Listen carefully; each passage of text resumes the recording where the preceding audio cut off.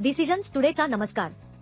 केंद्रीय ग्राहक संरक्षण प्राधिकरणाने यूपीएससी 2020 च्या निकालांबद्दल दिशाभूल करणाऱ्या जाहिरातींसाठी व्हिजन IAS ला 3 लाख रुपयांचा दंड ठोठावला आहे. व्हिजन IAS ने त्याच्या कार्यक्रमांमधून टॉप 10 निवडींमध्ये 10 असा दावा केला, परंतु यशस्वी उमेदवारांनी घेतलेले विशिष्ट अभ्यासक्रम उघड करण्यात ते अयशस्वी झाले, ज्यामुळे चुकीची छाप निर्माण झाली. केवळ एका उमेदवाराने त्यांच्या महागड्या फाउंडेशन कोर्समध्ये 1,40,000 रुपयामध्ये प्रवेश घेतला, तर इतरांनी स्वस्त किंवा मर्यादित सेवा जसे की चाचणी मालिका किंवा मॉक टेस्ट वापरल्या.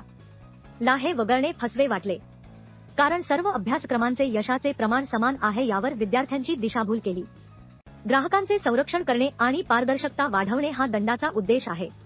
ने 23 इतर कोचिंग संस्थांना देखील दंड ठोठावला आहे आणि अशाच पद्धतींसाठी 74.6 लाख रुपयांचा दंड ठोठावला आहे. डिसिजन्स टुडे पाहिल्याबद्दल धन्यवाद. प्लीज सबस्क्राईब करा.